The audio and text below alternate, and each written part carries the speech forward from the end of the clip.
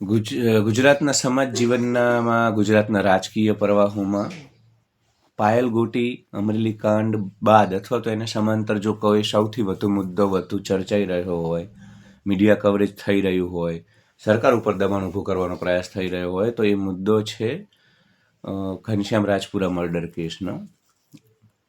વિછિયામાં ઘનશ્યામ રાજપુર થોડિયાળી ગામના ઘનશ્યામ રાજપુરાનું મર્ડર થયું. તીક્ષ્ણ હથિયારના ઘાથી એમની કરપીણ હત્યા થઈ. ત્યારબાદ વિછિયામાં એક પથ્થરમારાની ઘટના બની, કેમ કે જે લોકો રોષે ભરાયેલા હતા એ વિછિયામાં આવ્યા અને ત્યાં કથિત પોલીસના આરોપો છે કે પથ્થરમારો થયો, અમારા ઉપર પથ્થરમારો થયો, અમારા જીવને જોખમ હતું અને અમારા ડિફેન્સમાં લાઠીચાર્જ કરવો પડ્યો. સામે કથિત રીતે એવા પણ આરોપ લગાયા છે કોળી સમાજના આગેવાનો દ્વારા કે ભાઈ એમના દ્વારા જ શરૂઆત કરવામાં આવી હતી, એમને વાહનોમાં તોડફોડ કરી નિર્દોષ લોકોને ખૂબ માર માર્યો છે, નિર્દોષ યુવાનોને અંડર કરી દીધા છે જેલના હવાલે. અમુક લોકોની ઉપર તો 307 જેવી કલમ પણ લગાવવામાં આવી છે. ખરેખરે લોકાચારમાં બેસણામાં જે લોકો ઘનશ્યામ રાજપુરાના ઘરે આવતા હતા એ લોકોને પણ રાઉન્ડ અપ કરી લેવામાં આવ્યા.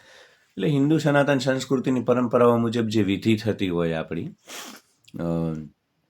મૃત્યુ બાદ 12મા સુધીની, એ વિધિ પણ ઠીક રીતે ન કરવા દેવામાં આવી. આ બધા આરોપ છે. 25 જાન્યુઆરીએ ઠાકોર સેનાના જયેશ ઠાકોર દ્વારા ગુજરાત બંધનું એલાન આપવામાં આવ્યું છે. લોકો રસ્તા ઉપર ઉતરશે, કોળી સમાજ લાખોની સંખ્યામાં રસ્તા ઉપર ઉતરશે એવી ચીમકી આપવામાં આવી છે. ત્યારે પોલીસ દ્વારા પણ જયેશ ઠાકોરને નોટિસ પાઠવવામાં આવી છે સમગ્ર મામલે. તો જયેશ ઠાકોરે કહ્યું કે ભાઈ હું તો જે દિવસે વિંછિયાની ઘટના બની ત્યારે હતો નહીં વિંછિયામાં, અને મેં તો ઉલટાની જેવું મને પોલીસવાળા દ્વારા જ્યારે સંપર્ક કરવામાં આવ્યો ત્યારે રાજ્યના એક પ્રબુદ્ધ નાગરિક, એક જવાબદાર નાગરિક તરીકે, કોળી સમાજના જવાબદાર આગેવાન તરીકે મારી ભૂમિકા સકારાત્મક હતી. મેં તરત જ યુવાનોને રોકવાનો પ્રયાસ કર્યો, આખી ઘટનામાં શાંતિ જાળવવા માટે અપીલ કરી. એવી બધી જ મારા પ્રયાસ હતો જે આ રાજ્યના પોલીસ વિભાગને ગમે અથવા તો પોલીસ વિભાગને સપોર્ટિવ હોય, એને મદદ થાય એવું મેં કામ કર્યું હતું. છતાં પણ હવે પોલીસ વિભાગ મને નોટિસ પાઠવી દબાણ કરી રહ્યો છે, મને ડરાવવાની ધમકાવવાની કોશિશ કરી રહ્યો છે. આરોપ છે જયેશ ઠાકોરના. બીજી તરફ ગઈકાલે ભાવનગરમાં પણ બ્રિજરાજ સોલંકીએ એક રેલી અથવા તો એક ગેધરિંગ જેવું કર્યું જેમાં કોળી સમાજના યુવાનો જોડાયા હતા. મંચ ઉપરથી બ્રિજરાજ સોલંકીએ ગુજરાત સરકારને પડકારી, સમગ્ર મામલે કોળી સમાજના આગેવાનોને આડે લીધા અને ગુજરાત સરકારને પડકારતા બ્રિજરાજ સોલંકીએ કહી દીધું કે આ રાજ્યના ગૃહમંત્રી વારંવાર કહે છે ને કે કાયદામાં રહેશો તો ફાયદામાં રહેશો. તો હવે કોળી આગેવાન તરીકે, ઠાકોર આગેવાન તરીકે હું તમને કહું છું કે તમે કાયદામાં રહેશો તો ફાયદામાં રહેશો. કાયદો અને વ્યવસ્થાની રીતે તમે ચાલો, નિર્દોષ યુવાનોને 307 લગાવશો, બાઇકમાં તોડફોડ ન કરાવશો, તમારી પોલીસ છાકટી બની અને અમારા યુવાનોને ગમે ત્યારે ઉપાડીને અંદર કરી દે, રક્ષક જ જ્યારે ભક્ષક બને, આ પ્રકારની સ્થિતિ ન બનાવશો, એમને હર્ષસંઘવીને સંભળાવી દીધું છે. રાજ્યવ્યાપી આંદોલનની ચીમકી પણ ઉચ્ચારી છે. એટલે પણ સમગ્ર મામલે કોળી સમાજના આગેવાનોની જે ચૂપકીદી છે, જે ઉદાસીનતા છે ને એ જોવા જેવી છે. કેમ કે ચાહે અલ્પેશ ઠાકોર હોય, જગદીશ ઠાકોર હોય કે હીરા સોલંકી હોય, પુરુષોત્તમ સોલંકી હોય, આ મામલે કોઈ એટલા બધા સક્રિય નથી. ખાસ કરીને ભાઈ પુરુષોત્તમ સોલંકી, હીરા સોલંકી, બીજી બધી આવે છે સામે, એવું હું નથી કહેતો કે સાવ, પણ આટલા બધે એ લોકો વધુ સક્રિય હોય. સરકાર ઉપર અત્યાર સુધી તો એમને દબાણ ઊભું કરી દીધું હોય.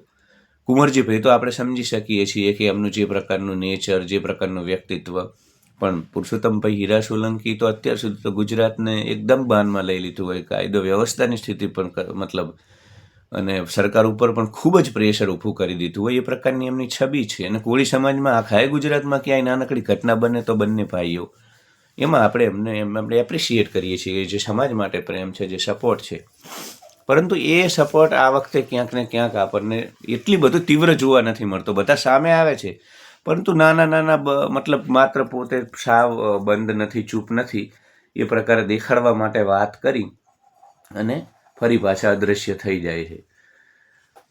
જયેશ ઠાકોરને, બ્રિજરાજ સોલંકીને કે જે પીડિત પરિવાર છે, બીજા આગેવાનો છે, એ બધા સાથે મળીને એવું કશું નથી કરી રહ્યા કે આ ઘટના પૂરી થઈ જાય, આ વિવાદ શમી જાય. જો કોળી સમાજના આગેવાનો, સરકાર, આ બધા પોલીસ એક સાથે આવે તો આ મામલે સમાધાન થઈ શકે, પરંતુ એવા કોઈ પ્રયાસો દેખાતા નથી. ઉલટું ખબર નહીં આ મામલો વધુ ને વધુ બીચકે, રાજ્યવ્યાપી બને એ પ્રકારના. ચોટીલામાં તો એક ઠાકોર કોળી સમાજનું એક બેઠક પણ થઈ ગઈ. એટલે આગામી દિવસોમાં જો રાજ્ય સરકારને ફાયદામાં રહેવું હોય, 40% કરતાં જેની વોટ બેંક વધુ છે એ સમાજને સાથે રાખવો હોય તો નિશ્ચિત આ મામલે હરકતમાં આવવું પડશે. પોલીસને પણ દબાણ એમને કરવું પડશે. ઠાકોરના જે આગેવાનો છે એમને પણ પોતાનું રાજકીય અસ્તિત્વ બચાવવું હોય તો એમને પણ હરકતમાં આવવું પડશે. આ બધાની ઉદાસીનતા બિલકુલ અસ્વીકાર્ય છે, કેમ કે આમને આમ ચાલ્યું તો આ આંદોલન મોટી વસ્તુ બની શકે છે, રાજ્યવ્યાપી બની શકે છે. આખાય સોશિયલ મીડિયા છે, સોશિયલ મીડિયા થકી આખાય ગુજરાતમાં માહિતી પહોંચી રહી છે. કોળી સમાજમાં, કોળી સમાજના અબાલ વૃદ્ધ આગેવાનો, સૌ યુવાનો, સૌની અંદર રોષ છે. એટલે આ મામલે જેમ બને એમ આને વધુ તૂલ આપવાના બદલે આ મામલાને ઠંડો પાડવા માટે થઈ અને ન્યાયની જે પ્રક્રિયા છે, ક્યાંય અન્યાય ન થાય, ઘનશ્યામ રાજપુરાના પરિવારને હૂંફ આપવાની જે વાત છે, બધું જ થવું જોઈએ. ધન્યવાદ. Like, share and subscribe.